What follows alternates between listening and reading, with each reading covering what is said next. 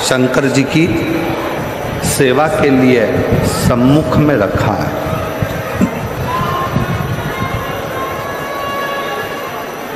पहले नंबर पर माता लक्ष्मी और दूसरे नंबर पर भाग्य देवी।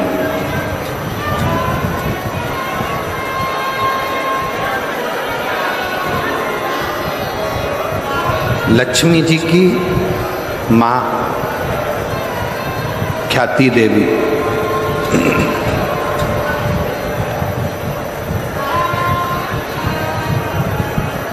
जब लक्ष्मी जी की माँ ख्याति देवी लक्ष्मी जी की शादी भगवान शंकर जी से करना चाहती थी और लक्ष्मी जी का जो प्रेम था, लक्ष्मी जी का जो समर्पण था, वो भगवान विष्णु की ओर था, भगवान नारायण की ओर था।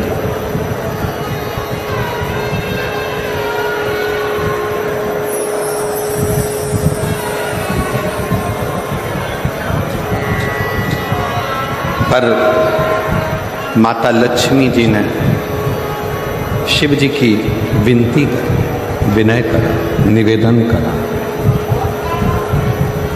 भगवान शंकर से कहा कि प्रभु, मैं भगवान विष्णु से स्नेह करती, उनसे प्रेम करती,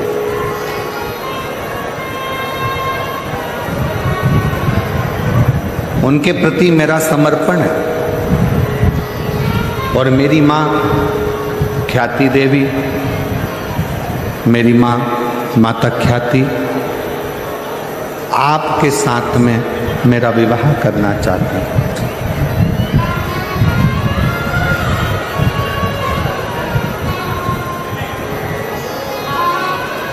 और मेरा पूर्ण समर्पण भगवान नारायण के प्रति है, भगवान विष्णु के प्रति।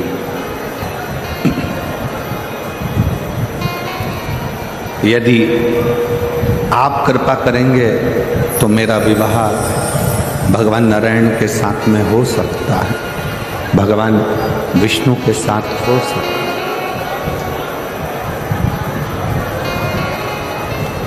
यदि आप करुणा करेंगे तो मैं भगवान विष्णु के साथ ब्याह जाऊंगी, मैं भगवान विष्णु के साथ विवाह। शिव जी ने माता ख्याति प्रातः काल में जब पार्थिव शिवलिंग का पूजन कर रही थी,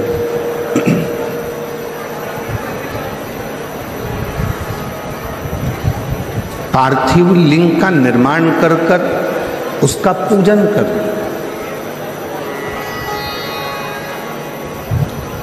बैसाख के महीने में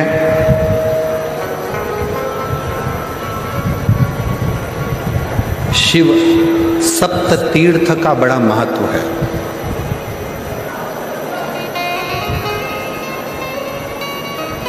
जिस नारी को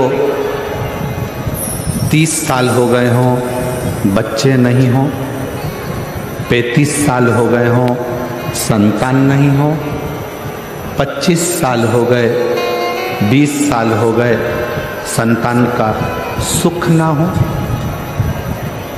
और डॉक्टर ने कह दिया कि कोई बहुत बड़ी बीमारी किसी व्यक्ति को है, रोग बड़ा, बीमारी बड़ी है, और उस बीमारी का कोई हल, उस रोग का कोई हल नहीं दिख रहा, कोई हल नजर ना आ,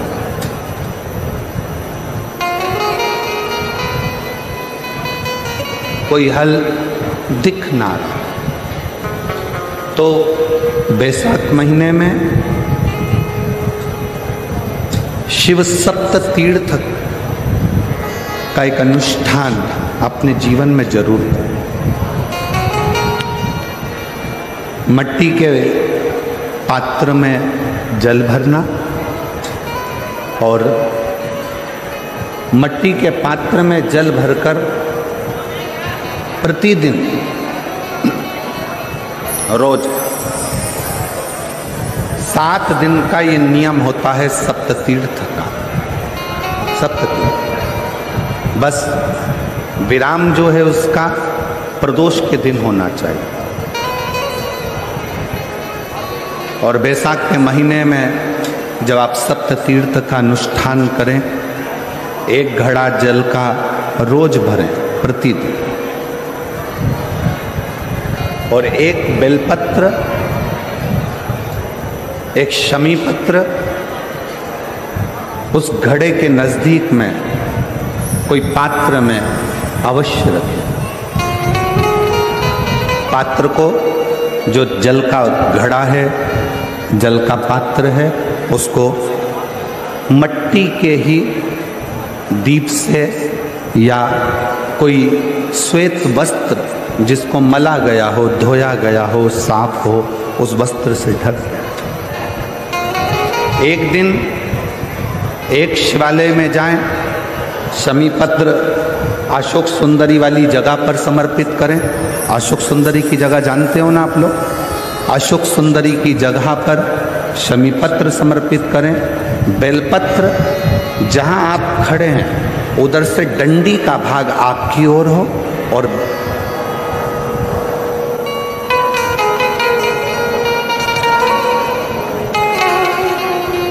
जहां आप खड़े हैं वहां डंडी का भाग आपकी ओर हो और बेलपत्र शिव जी को समर्पित करा जाए। फिर जो मट्टी के पात्र में जल है वो भगवान शंकर को अपनी कामना कर कर शिव जी को समर्पित कर दो। संतान के लिए कर रहे हो तो वहीं से जल को एक कटोरी में, एक पात्र में झेल लीजिए। उस जल का आधा भाग नंदी के पास बैठकर आप ग्रहण कर लो, आधा भाग अपने पति को देना प्रारंभ कर दो। कोई रोग के लिए कर रहे हो, किसी बीमारी के लिए कर रहे हो, तो वो जल आप अपने घर की देहली में प्रवेश करने के पहले अपने मुख में उसको ग्रहण कर लो। एक दिन में एक शिवालय, दूसरे दिन दूसरा शिवालय, तीसरे दिन तीसरा शिवालय। अगर अपने नगर में, अपने गांव में, अपने क्षेत्र में 7 शंकर के मंदिर नहीं हो, यदि अपने गांव में, अपने नगर में, अपने क्षेत्र में 7 शंकर के शिवालय नहीं हो, तो मिट्टी का शिवलिंग बनाकर उस पे चढ़ाओ। पर रोज एक शिवालय अलग होना चाहिए। प्रतिदिन प्रदोष के दिन जब आप इस सप्ततीर्थ का विराम करेंगे, उस समय पर जल, जब प्रदोष काल आए, प्रदोष काल का जब समय हो जल चढ़ाओ सुबेरे। और प्रदोष काल का जब समय हो उस जल का पान उस प्रदोष काल में कर लेना। प्रदोष को, जो प्रदोष काल में उस जल को शंकर का पंचाक्षर मंत्र नमः शिवाय, षडाक्षर मंत्र ओम नमः शिवाय या श्री शिवाय नमस्तुभ्यम बोलकर प्रदोष काल में उस जल का पान करें। बाबा को प्रार्थना करें, शिव से विनय करें। ये नियम केवल बैसाख के महीने में होता है, इसको बाकी के महीने में नहीं किया जाता है। इसको बाकी के महीने में नहीं करते, केवल बैसाख।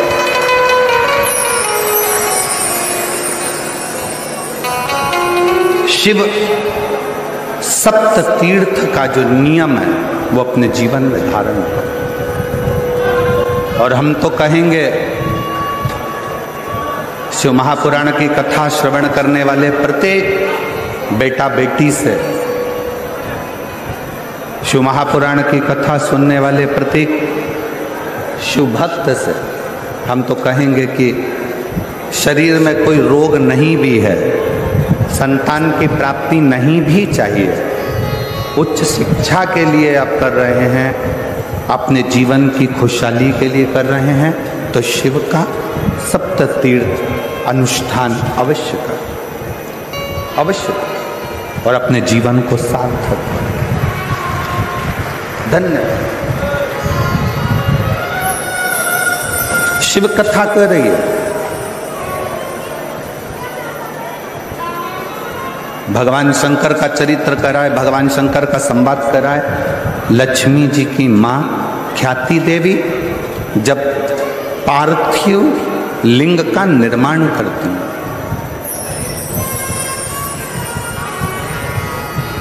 मां ख्याति देवी जब पार्थिव लिंग का निर्माण कर कर पूजन करती है, तब भगवान शिव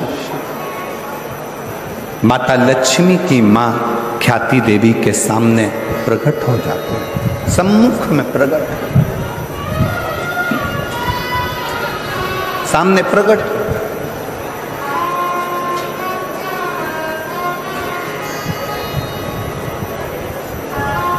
शिव को प्रकट करने के लिए या भगवान शंकर का वर प्राप्त करने के लिए या भगवान शंकर को प्राप्त करने के लिए, उनका आशीर्वाद लेने के लिए बहुत सारा आडंबर दिखावा शंकर को प्रिय नहीं।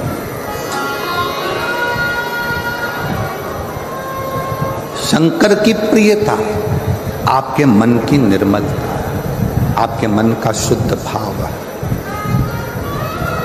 और मैंने तेरे ही भरोसे बाबा, तेरे ही भरोसे हवा बिच उड़ती जाऊंगी बाबा, डोर हटो छड़ी ना मैं कटी जावागी, बोले मैं तेरी पतंग शंभो, मैं तेरी पतंग हवा बिच उड़ती जावागी बाबा, डोर हटो छड़ी ना मैं कटी जावागी, भोले मैं तेरी पतंग शंभो, मैं तेरी पतंग। शिव को प्राप्त करने के लिए किसी दिखावे की जरूरत नहीं, किसी आडंबर की जरूरत नहीं, कहीं जाने की जरूरत नहीं है। शंकर को प्राप्त करने के लिए आपका निर्मल मन, निर्मल हृदय, निर्मल चित्त चाहिए।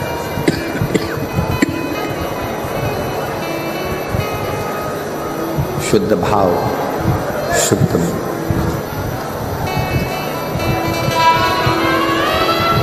आजकल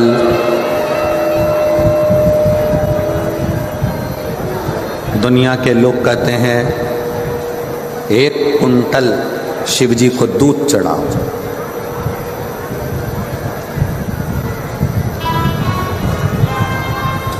एक कुंटल 101 किलो शिव जी को दूध चढ़ाए। कोई कहता है शंकर भगवान को 56 भोग लगाओ। कोई कहता है भगवान शंकर को 1.25 लाख बेलपत्र शिव जी को चढ़ाओ। नहीं भाई, 1.25 लाख बेलपत्र शंकर को चढ़ाने के हकदार आप कब बनेंगे? 1.25 लाख बेलपत्र चढ़ाने के हकदार आप शंकर भगवान को कब बनोगे? जब आपने अपनी जिंदगी में 1.25 लाख बेलपत्र के पेड़ लगाए होंगे।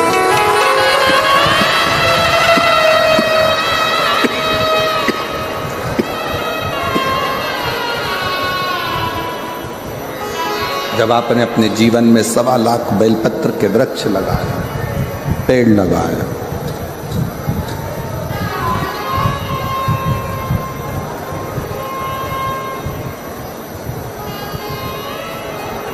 बहुत ध्यान से सुनना। बेलपत्री का एक पत्ता, बेलपत्र का मात्र एक पत्ता अगर भगवान शंकर का पंचाक्षर मंत्र नमः शिवाय, षडाक्षर मंत्र ओम नमः शिवाय, श्री शिवाय नमस्तुभ्यम कहकर मात्र एक पत्ता आप अगर शंकर के शिवलिंग को चढ़ाते हो तो वो 1.25 करोड़ पत्र के बराबर अपने आप हो जाता है। अपने ये चोंगे जैसी आवाज आ रही है, गला पकड़ रहा है, बहुत ज्यादा साउंड।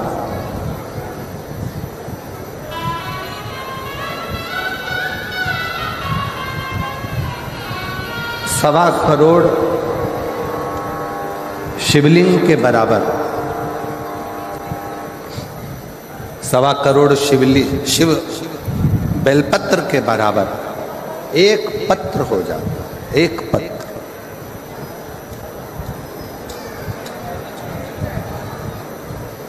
अब कोई तुमसे कह दे हमने संकल्प लिया है 1.25 लाख शंकर भगवान को शिवलिंग पर बेलपत्र चढ़ाऊंगा, ना, इतने बेलपत्र का संकल्प तब लेना जब तुमने इतने बेलपत्र के वृक्ष लगाए। अब पेड़ तो तुमने एक लगाया नहीं और बचा कुचा था तो किसी ने बेलपत्री का पौधा लगाया था, बेलपत्र का वृक्ष लगाया था, और मालूम पड़ा अपना संकल्प पूरा करने के चक्कर में तुमने वो बेलपत्री के पत्ते पत्ते डालियां सब तोड़ दिए और वो बेलपत्री के वृक्ष को पूरा की पूरा एकदम वीराना सा कर दिया। तो ईमानदारी से बोलो, शंकर जी प्रसन्न होंगे क्या? वृक्ष एक नहीं लगाया,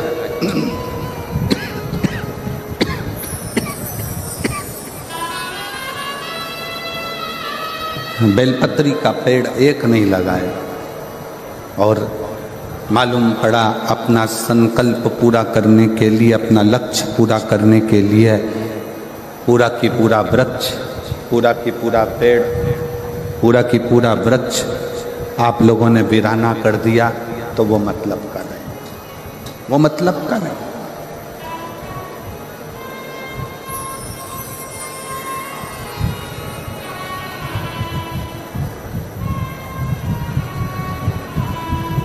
एक बेलपत्र के पत्र में 33 कोटि देवताओं का वास होता है।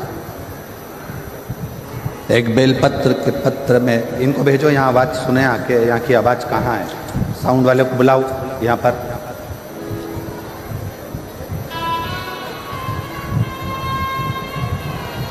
एक बेलपत्र के पत्र के अंदर 33 कोटि देवताओं का वास होता है, 33 कोटि देवताओं।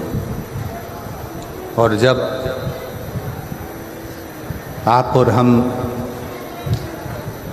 भगवान शंकर को एक बेलपत्र समर्पित करते हैं,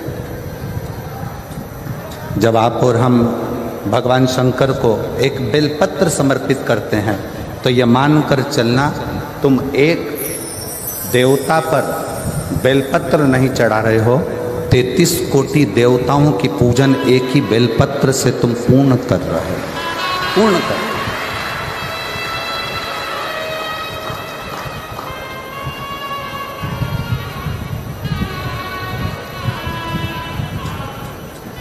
सारे देवताओं की पूजन, सारे देवताओं की आराधना, सारे देवताओं की अर्चना तुम एक बेलपत्र से पूर्ण कर ले रहे हो, एक बेलपत्र।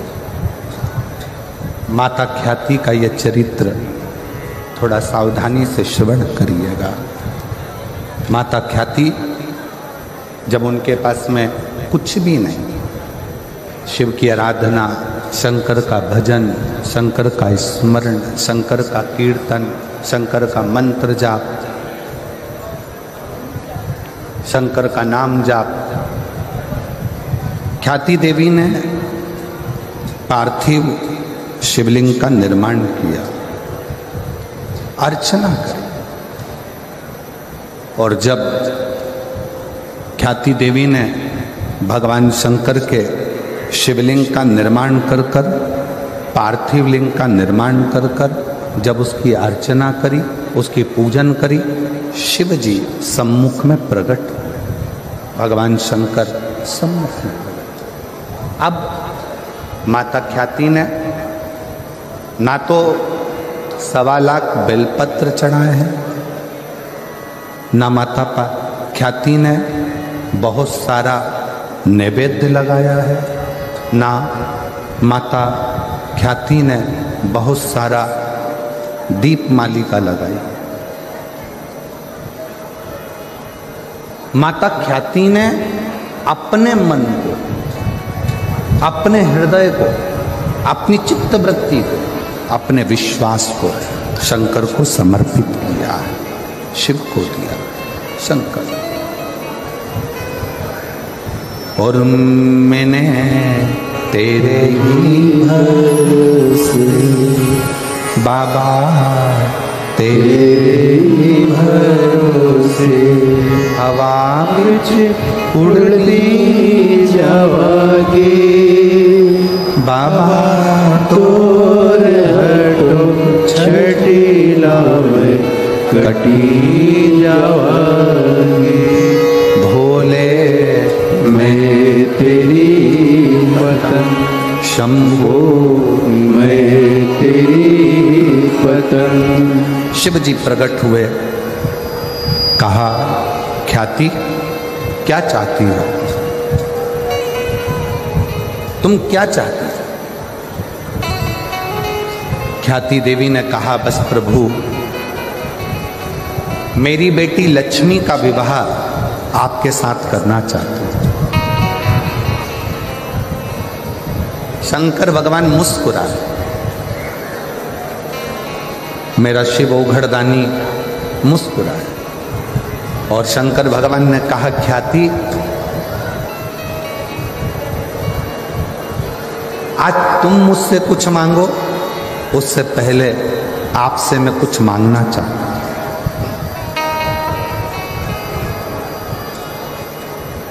आज मैं आपसे कुछ मांगना चाहता हूं। शंकर भगवान ने जैसे ही कहा कि मैं ख्याति आपसे कुछ मांगना चाहता हूं, ख्याति प्रसन्न हो गई। जिस ओघड़दानी ने, जिस शंकर भगवान ने अपने ससुर हिमालय राज से कुछ नहीं मांगा, जिन शंकर भगवान ने अपने ससुर दक्ष प्रजापति से कुछ नहीं मांगा, जिन शंकर भगवान ने अपने नारायण से कुछ नहीं मांगा, जिन शंकर भगवान ने अपने देवताओं से कुछ नहीं मांगा, वो शंकर भगवान आज ख्याति से कुछ मांग रहे हैं। तो ख्याति देवी बड़ी प्रसन्न हो, बहुत प्रसन्न, बहुत प्रसन्न। मांगो ओघड़दानी, आज क्या मांगना चाहते हैं?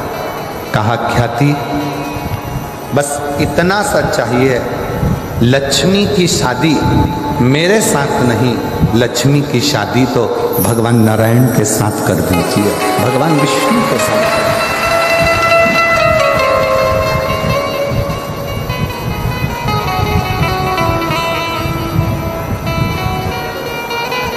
प्रभु,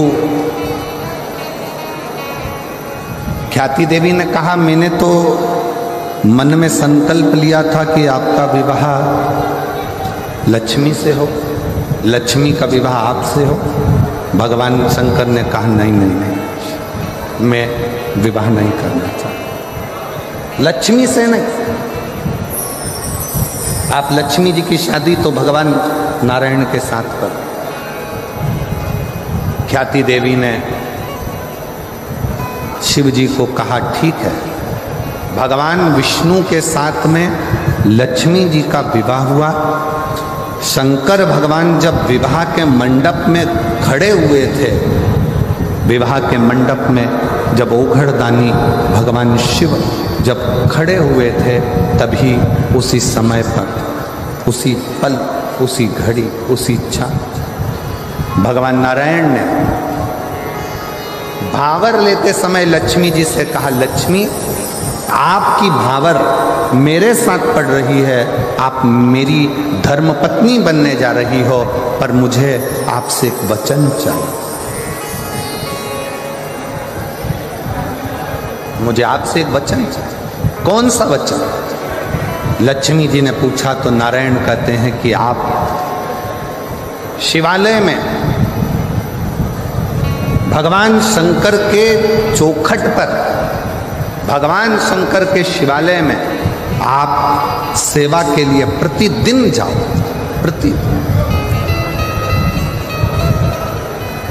प्रतिदिन सेवा में आपको जाना।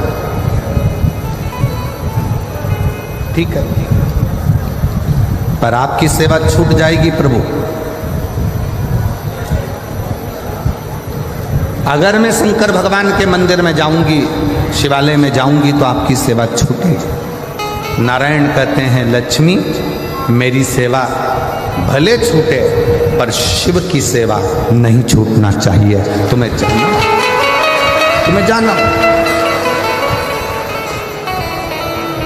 लक्ष्मी जी ने वचन दिया, रोज प्रतिदिन लक्ष्मी जी शिव जी के मंदिर में आकर, शंकर के शिवालय में आकर सेवा में लग जाए।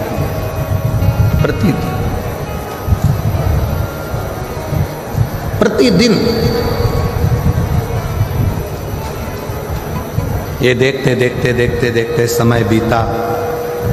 एक दिन भगवान शिव जी का ध्यान माता लक्ष्मी पर, माँ लक्ष्मी,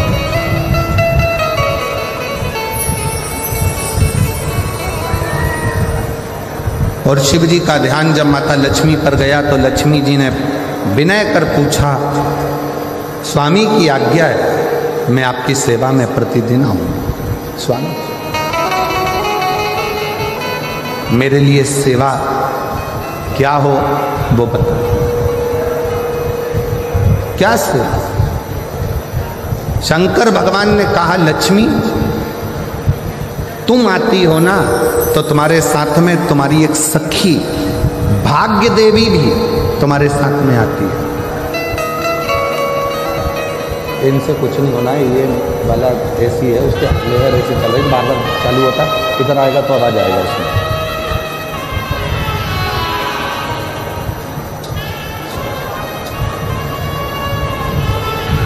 लक्ष्मी तुम आती हो ना, तो तुम्हारे साथ में भाग्य देवी भी आती है,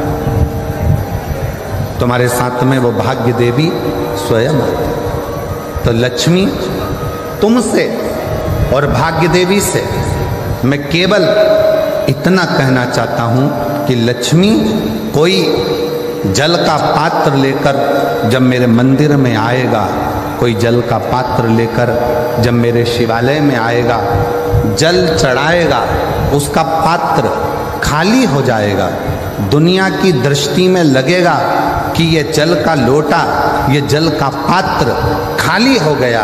पर लक्ष्मी, मेरा निवेदन है, वो जल का पात्र भले खाली हो, पर जो चढ़ाकर जल जाएगा उसके पात्र में तुम्हें बैठकर उसके दरवाजे तक जाना।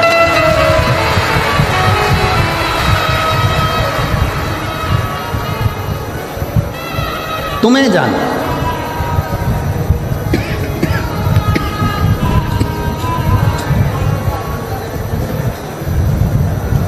और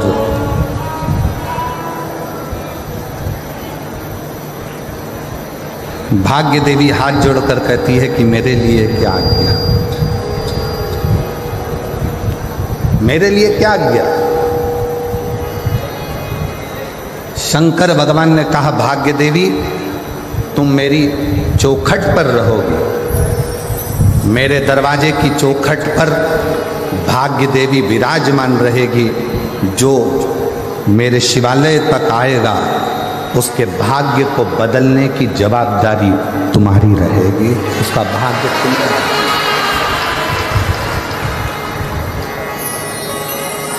संकल्प लो, मना नहीं, पर ऐसा संकल्प मत लेना जिस संकल्प से देवता को भी दुख हो।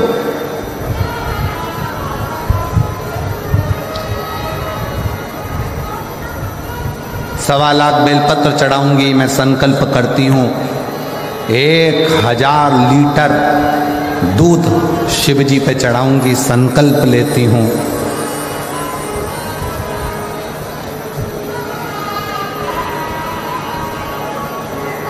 सवा लाख समीपत्र शंकर को चढ़ाऊंगी, संकल्प लेती हूँ। ऐसा संकल्प ना लीजिए। कभी कभी संकल्प के चक्कर में देवता भी फंस जाते हैं और संकल्प के चक्कर में फंसते हैं तो शंकर जी को आकर फिर उन देवताओं में संधि कराना पड़ता। एक प्रसंग शिव महापुराण का है। पार्वती जी ने एक व्रत किया और वो व्रत था अपने बच्चों के स्वास्थ्य के लिए।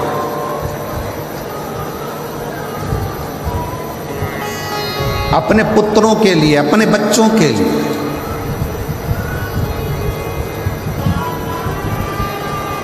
गणेश जी, षडानंद कार्तिकेय जी, जया, विषहरा, श्यामली बारी, दौतली, देव, अशोक सुंदरी, शंकर जी की जो 6 बेटियां हैं, शंकर जी के जो पुत्र हैं, उनके लिए मां पार्वती व्रत कर रही।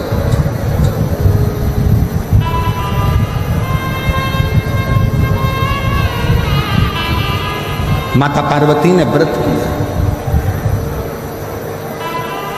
और पार्वती जी ने व्रत करा और व्रत का उद्यापन माता पार्वती जी करने के लिए बैठी तो भगवान विष्णु और नारद जी वहां से निकल कर जा रहे हैं।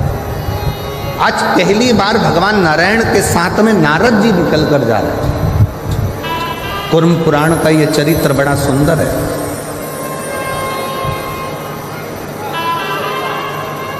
भगवान विष्णु और देव ऋषि नारद वहां से निकलते निकलते जा। देव ऋषि नारद अपनी गर्जना के संग नारायण श्रीमन नारायण नारायण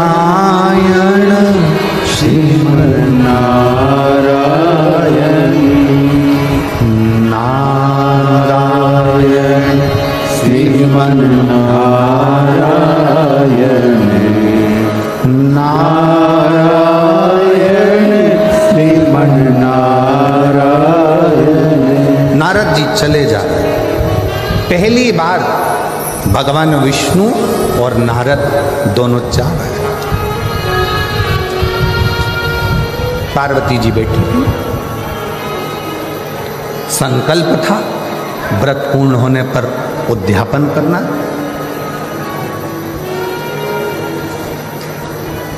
आप उद्यापन कराने के लिए किससे भी नहीं करे पार्वती। उद्यापन के लिए निवेदन किससे करे पार्वती। पार्वती जी ने भगवान विष्णु को आते हुए देखा, देव ऋषि नारद को आते हुए देखा तो पार्वती जी ने हाथ जोड़कर भगवान नारायण और नारद जी का आदर कर कर कहा, मुझे उद्यापन करना है। मेरा एक संकल्प था, मैंने अर्चना करी, मैंने व्रत करा, मैंने पूजन करी, मैंने आराधना करी और मेरा वो नियम पूर्ण हुआ है और मुझे उद्यापन करना है। उद्यापन के लिए मैं किसको बुलाऊं? कौन मेरे इस उद्यापन को कराएगा? कौन मेरे उद्यापन को पूर्ण करेगा? कौन करेगा?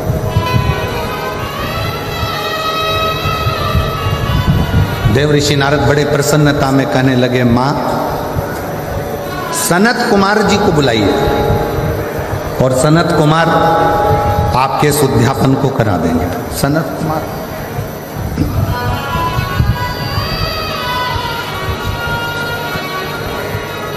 पार्वती जी ने नंदी जी को भेजा, सनत कुमार जी को आमंत्रित किया। सनत कुमार उद्यापन कराना है, वो भी देवाधिदेव महादेव के यहाँ, पार्वती जी के यहाँ। जगत जननी जगदम्बा माता पार्वती और शंकर भगवान मेरे यजमान बनेंगे। बड़ी प्रसन्नता हो। सनत कुमारों ने विचार करा, चलो उद्यापन की तैयारी करो। पहुंच गए सनत कुमार। पार्वती जी ने हाथ जोड़कर विनय कर कर कहा सनत कुमारों से कि हमारा व्रत पूर्ण हुआ है, संकल्प पूर्ण हुआ है और आप अब यहाँ हमारा उद्यापन करा दो। सनत कुमार ने कहा उद्यापन तो मैं करा दूंगा, पर दक्षिणा क्या दो?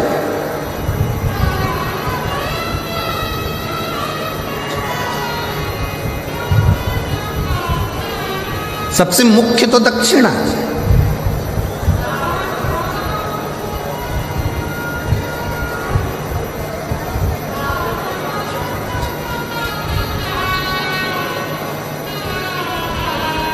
आप दक्षिणा क्या दोगी मुझको? पार्वती जी ने कहा सनत कुमार जी, जो आपको अच्छा लगेगा हम दक्षिणा में वो दे देंगे। आपको जो अच्छा लगे वो दक्षिणा में दे दिया जाए।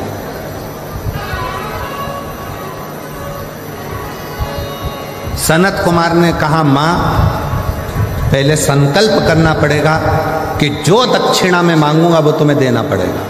पार्वती जी ने संकल्प दे दिया कि तुम जो दक्षिणा में मांगोगे मैं वो दे दूंगी। अब अनुष्ठान पूरा हुआ, उद्यापन पूरा हुआ। उद्यापन पूरा होने के समय पर पार्वती जी ने जो संकल्प दिया था, इसलिए बहुत सोच समझकर विचार करना।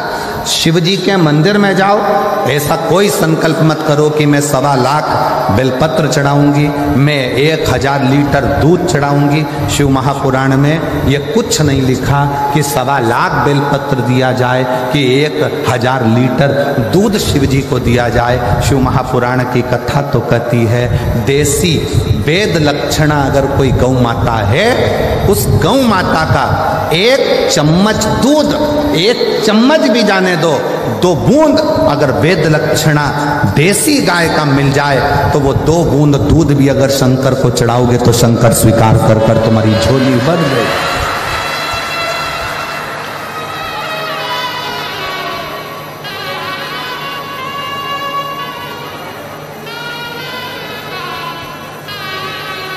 रतनगढ़ में इतनी गौशाला देखकर, रतनगढ़ में गौ माता की इतनी अच्छी सेवा देखकर आज हृदय बड़ा प्रफुल्लित है, जो रतनगढ़ के अंदर इतनी गौ माता की सेवा है।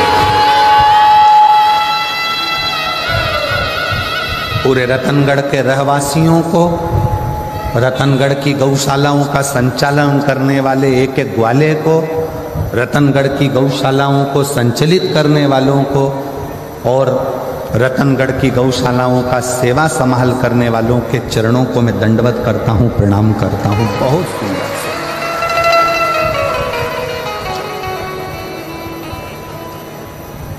शिव कभी नहीं कहे, 24,000 श्लोक की शिव महापुराण में कहीं नहीं लिखा कि शंकर भगवान को 1.25 लाख बेलपत्र देना। इसमें कहीं नहीं लिखा कि 1000 लीटर दूध देना। यहाँ तो लिखा एक श्रद्धा का 1 बूंद दूध भी विश्वास की बेलपत्र के साथ शिव को समर्पित करोगे तो शंकर उस तुम्हारा कल्याण कर देंगे। उसको स्वीकार कर, स्वीकार।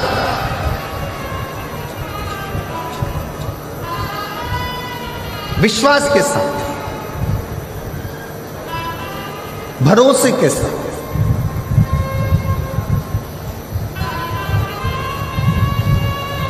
आपका भरोसा श्रेष्ठ होगा तो शिव मिलेगा। संकल्प ऐसा ना करा जाए जिस संकल्प में भगवान तुमसे दूर हो जाए। पुण्य करने के चक्कर में पाप मत कर बेटा।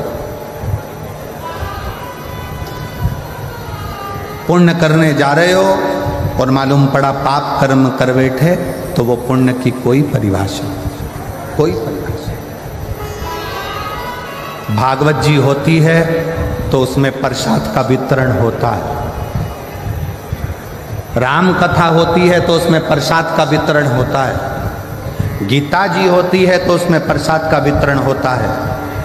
हनुमान जी का कार्यक्रम होगा, भजन संध्या हुई तो उसमें भी प्रसाद का वितरण होता है। पर शिव महापुराण में कथा होने के बाद प्रसाद का वितरण भी नहीं होता। प्रसाद का वितरण भी नहीं होता। क्यों? पुण्य करते करते कहीं हम पाप कर्म ना कर बैठे। प्रसाद कहाँ बंटता है? धर्म की जगह पर। किटी पार्टी में कभी प्रसाद नहीं बंटता, शादी में कभी प्रसाद नहीं बंटता, 25वीं शादी की सालगिरह में प्रसाद नहीं बंटता, गोल्डन जुबली सिल्वर जुबली में प्रसाद नहीं बंटता, तुम्हारे बच्चों के जन्मदिन पर प्रसाद नहीं बंटता। प्रसाद हमेशा सत्कर्म की जगह पर, धर्म की जगह पर, मंदिर में, कथा में, सत्संग में, पुण्य की जगह पर प्रसाद वितरण होता है। प्रसाद बांटने वाला जब खड़ा होता है, प्रसाद देने के लिए अपना वाला आता है तो हाथ उसका ऐसा हो जाता है, और पराया आता है तो हाथ ऐसा हो जाता है। पुण्य की जगह पर खड़े होकर भी वो प्रसाद बांटने खड़ा है, प्रसाद देने वाले का प्रसाद है, मंदिर का प्रसाद है, पर अपना बेटा आया तो हाथ ऐसा हो गया, अपनी पत्नी आई तो हाथ ऐसा हो गया, अपना वाला आया तो हाथ ऐसा हो गया, और दूसरा आया तो थोड़ा सा चल चल, और अपनी पत्नी आई तो तुरंत उसको ज्यादा से ज्यादा दे दिया, बच्चे को ज्यादा से ज्यादा दे दिया।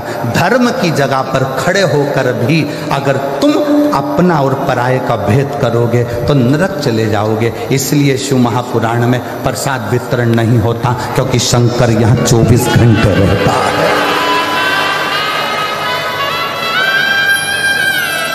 जितने दिन तक शिव महापुराण की कथा जिस पंडाल में होती है, जितने दिन तक शिव महापुराण की कथा पंडाल के अंदर विराजमान होती है, शंकर जी ने तुमरुका जी को वचन दिया है कि तुमरुका चंचुला के पति को मोक्ष देकर, चंचुला जैसी बेधव्य स्त्री को, विधवा नारी को भी अखंड सौभाग्य देकर मैं आज वचन देता हूं कि जिस जगह पर शिव महापुराण की पोथी रखी होगी उस जगह पर मैं कैलाश और काशी छोड़कर 7 दिन वहीं पर निवास करूंगा। मेरा वहां निवास है। अब शिव जी का यहाँ निवास है और शंकर के दरवाजे पर प्रसाद वितरण हो, किसी को ज़्यादा किसी को कम दे दिया, शंकर की दृष्टि में आ गया तो भोगना जीव को पड़े। इसलिए शिव महापुराण में प्रसाद वितरण की मूलता नहीं है। शिव महापुराण का सबसे बड़ा प्रसाद है श्री शिवाय नमस्ते। हम आप भी जपो, दूसरे को भी जपो, आप भी भजो, दूसरे को भी भजो। संकल्प ऐसा ना लो जिस संकल्प में दुख खड़ा हो जाए। 2 बूंद देसी गाय का अगर वेद लक्षणा गाय का दूध है वो शिव को स्वीकार, केमिकल का दूध शंकर को स्वीकार नहीं, शंकर को स्वीकार।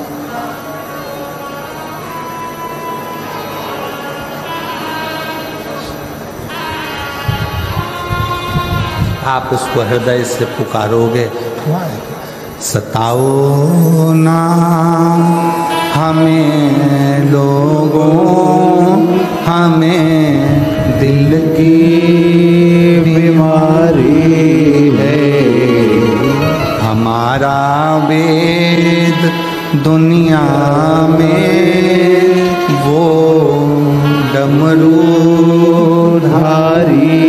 है, सताओ ना हमें लोगों, हमें दिल की बीमारी है।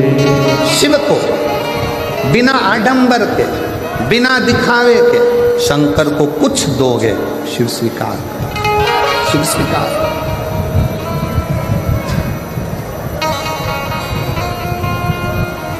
शिव ने उसको स्वीकार। एक पत्र है, अच्छा है,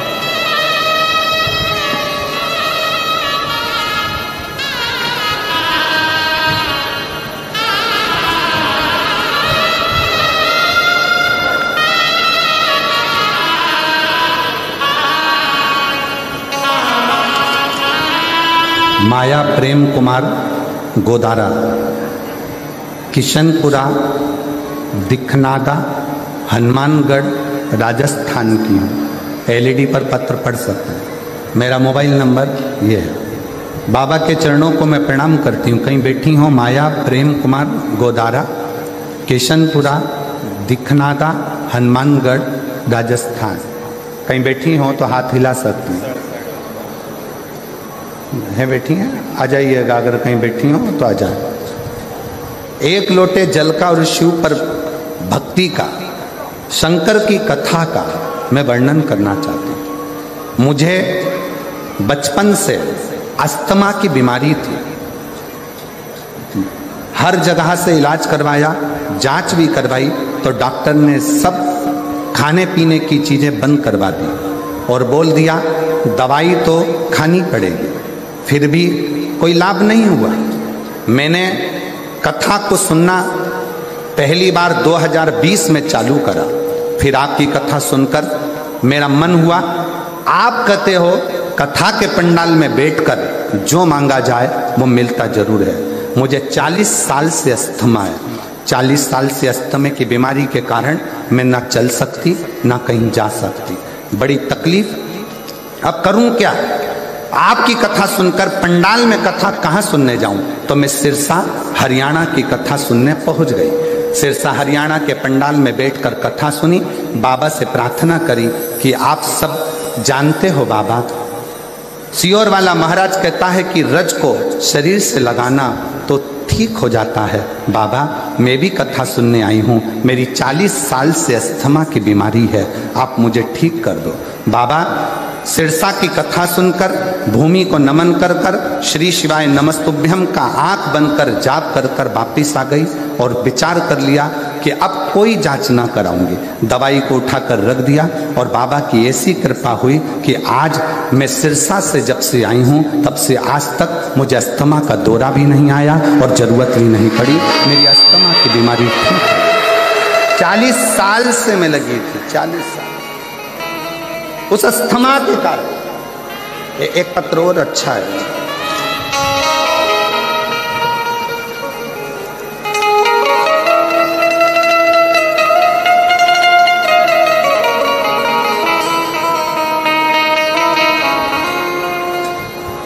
मेरा नाम राजेश कुमार शर्मा, गांव का नाम ठुकरिया सर, तहसील श्री डूंगरगढ़, जिला बीकानेर की निवासी हूँ। कहीं बैठी हो तो हाथ हिला सकती हैं। मेरा नाम राजेश कुमार शर्मा, गांव का नाम ठुकरिया सात, तहसील डूंगरगढ़, जिला बीकानेर की निवासी हूँ। मेरा मोबाइल नंबर ये है। कहीं बैठी हो या कहीं बैठे हो तो हाथ हिला सकते हैं। राजेश कुमार शर्मा, अगर कहीं बैठे हो तो हाथ हिला सकते हैं और आ सकते हैं एक बेलपत्र लेने के लिए। सबसे पहले मैं लाहौटी जी को धन्यवाद देती हूँ जिन्होंने इस कथा का आयोजन हमारे रतनगढ़ में कराकर हमको कृतार्थ किया। आयोजक समिति को भी धन्यवाद देती हूँ जो इस कथा को करवाएं। गुरुजी, एक लोटे जल का मैं क्या वर्णन करूँ। मेरे गले में एक गठान हो गई थी। सभी डॉक्टर बोला कि ऑपरेशन कराना पड़ेगा। गठान कैसी है उसकी जांच करने के लिए जाएगी। अब हम परेशान हो गए कि गठान का ऑपरेशन कैसे कराएं। डॉक्टर के हिसाब से वो गठान निकलेगी, ऑपरेशन के बाद जांच के लिए जाएगी। कोई आसार ठीक नहीं दिख रहे थे। हमने डॉक्टर से कहा कोई दवाई दे दो जिससे गांठ गल जाए। डॉक्टर ने थोड़े दिन की दवाई दी पर गठान नहीं करी। फिर वापिस दिखाने के लिए गए, तब भी हमारी गांठ बढ़ चुकी थी, कम नहीं हुई। तब मेरी माता जी आपकी शिव भक्त हैं, कथा सुनती हैं। उन्होंने कहा कि बेटा शिव मंदिर में जल चढ़ाना प्रारंभ कर और महाराज कथा कहता है आसन लगा कर सुन और बन सके तो एक बार कथा के पंडाल में पहुंच जा और कथा को पूर्ण श्रवण कर। बाबा का मैं भजन कर। गठान बढ़ती जा रही थी और भोले बाबा पर भरोसा कर कर मैं गुजरात की कथा में पहुंच गया। मैं सूरत गुजरात में गया और वहां जाकर कथा का तत्व मैंने श्रवण किया। वहां की माटी को अपने गले में लगाकर बाबा को प्रणाम कर कर आ गया। पुनः दूसरी बार डॉक्टर के पास जाकर जांच कराई तो मेरे गले की गठान पूरी गल चुकी थी। मैं बाबा को यहाँ प्रणाम करने के लिए आया, मैं शिव को नमन करने के लिए। कहीं बैठे हो तो एक बेलपत्र लेने के लिए आ सकते हैं। शिव भक्ति का फल क्या? कोई ऐसा संकल्प अपनी जिंदगी में मत लो जिस संकल्प को आप पूरा कर नहीं सकते। कोई ऐसा संकल्प ना ले।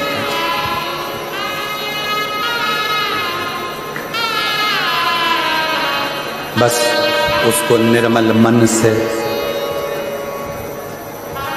हृदय से शिव को पुकारें।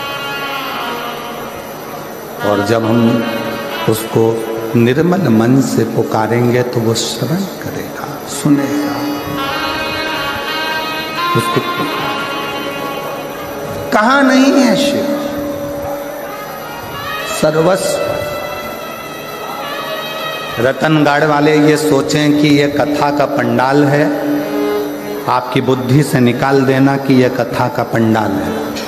7 दिन मेरे शंकर भगवान ने वचन दिया है तुमरुका जी को। जब एक विधवा, एक बेधव्य चंचुला देवी को जब अखंड सौभाग्य दे रहे थे ईश्वर जी गोरा जी बनकर, जब चंचुला के अखंड सुहाग कर रहे थे, तब मेरे शंकर भगवान ने वचन दे दिया था, ये शिव पुराण की पोथी जहाँ रखी होगी वहाँ मैं स्वयं काशी और कैलाश छोड़कर विराजमान रहूँ।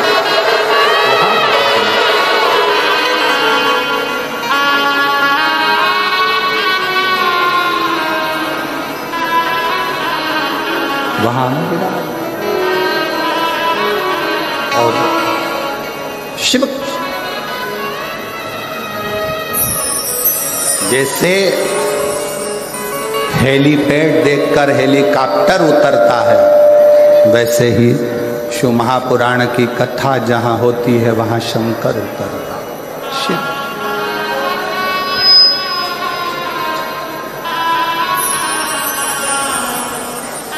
शिव फूलों की कलियों में, काशी की गलियों में, तेरे बिना कुछ खरीना, तेरे बिना भी क्या जीना, ओ भोले रे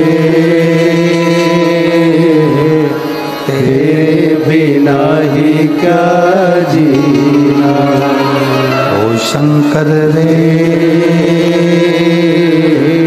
तेरे बिना ही क्या जीना।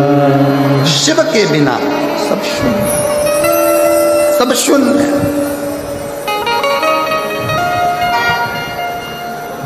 फूलों की कलियों में, काशी की गलियों में, फूलों की कलियों में, काशी की गलियों में, तेरे बिना कुछ कहीना, तेरे बिना ही क्या जीना, ओ शंभो रे तेरे बिना ही क्या जीना, ओ शंभो रे तेरे बिना ही क्या जीना, तेरे बिना ही क्या जीना। 40 साल से अस्थमा की बीमारी थी, चलना फिरना खाना पीना सब छूट चुका था डॉक्टरों के हिसाब से, और बाबा की कृपा से अब 40 साल बाद ठीक हुई है, चल भी रही है, फिर भी रही है, और शिव कृपा।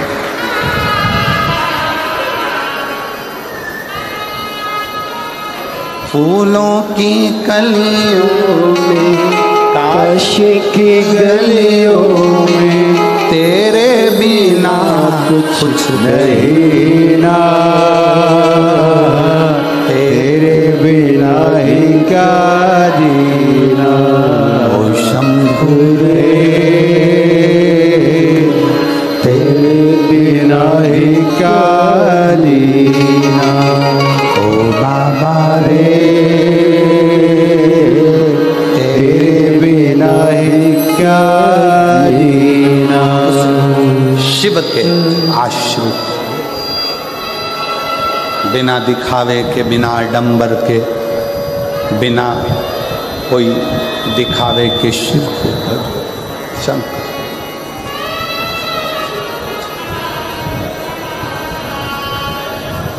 आप जितना जितना शिव की भक्ति कर सकते हो करो। एक बात और कहना चाहेंगे, आप यहाँ जितने लोग कथा श्रवण करने आए हैं उनके भी स्मरण में होगा, अगर आप लोग कहीं दूसरी जगह कथा सुनने गए होंगे और वहाँ के पंडाल में जितने कार्यकर्ता सेवा में लगे रहते हैं वो भी कथा को सुनते हैं। क्यों? क्योंकि रतनगढ़ में बार बार शिव पुराण की कथा होने वाली नहीं है, तो कहाँ जाकर सुनेंगे? कहाँ? हमारा तो कार्यकर्ताओं से भी निवेदन है, खूब सेवा करो, मना नहीं, पर जिस समय कथा चले बाबा से अर्जी करने के लिए, उससे प्रार्थना करने के लिए तुम कहाँ जाओ? कहाँ तुम विनय करने के लिए पहुँचोगे? कौन से पंडाल में जाकर बैठोगे? अपने गांव में कथा हो रही है, अपने क्षेत्र में कथा हो रही है, 2 क्षण बैठकर उसको अपने दिल का हाल सुना लो, उसको अपने मन की बात कह लो हृदय से। और जब हम बाबा को अपने हृदय का भाव कहें तो वो स्वीकार है। कोई संकल्प ऐसा न लिया जाए जिस संकल्प में भगवान का भी मन दुखे, हृदय। शिव के उस भाव को अपने हृदय में, शिव कथा कर, शिव महापुराण की कथा कर रही, भगवान शंकर का संवाद कर रहा है, शिव तत्व।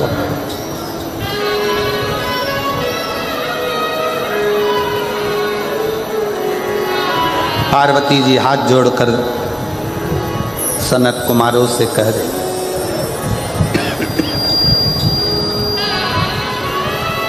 मैं वचन देती हूं कि आपको जो दक्षिणा मांगोगे मैं आपको दूं, जो दक्षिणा मांगोगे।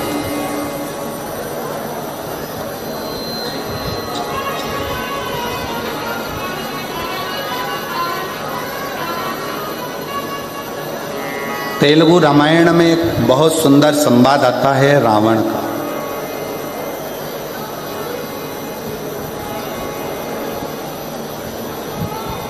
तेलुगु रामायण के अंतर्गत एक संवाद रावण का आता है कि रावण जब दशरथ जी जब वन में विचरण कर रहे थे और एक बाण छोड़ा गया था जो हिरण के लिए छोड़ा गया था, शब्द भेदी, और वो किसको लग गया था? जम के बोलो जरा। श्रवण कुमार। वो बाण लग गया।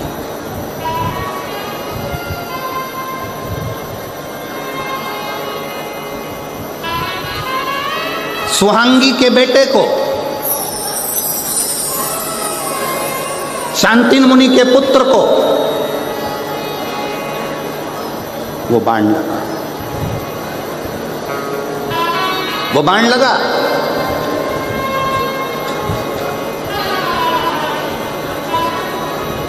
जनक जी को वो स्मरण में था कि दशरथ जी के हाथ से श्रवण कुमार मरे, श्रवण कुमार को बाण लगा, वो जनक जी के स्मरण में।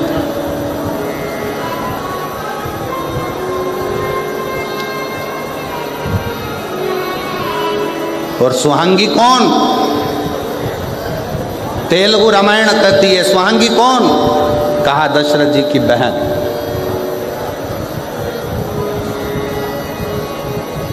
जैसे देव ऋषि नारद की एक बहन थी ऋषिका, वैसे ही दशरथ जी की भी एक बहन थी सुहांगी।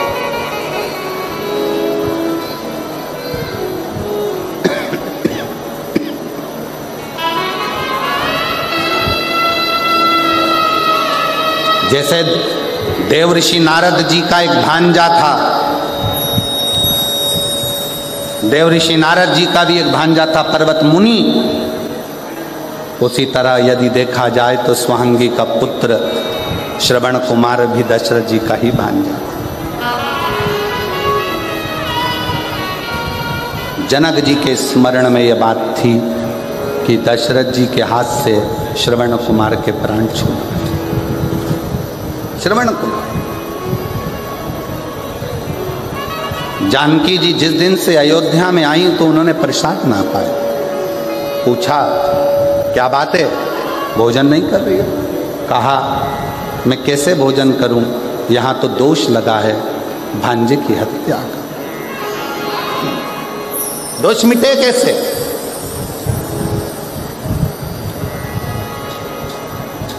कैसे? विश्वामित्र बाबा ने कहा 10,000 ब्राह्मण को एक जगह पर बिठाकर भोजन कराओ, दोष मिटेगा। जानकी जी ने सुन रखा था अपने पिता जनक जी से कि दोष को मिटाने के लिए कोई ऐसा ब्राह्मण घर में आकर भोजन करे जिसने कभी किसी यजमान के घर में भोजन ना किया। ऐसा ब्राह्मण आज भी हमारे मध्य प्रदेश में नियम है।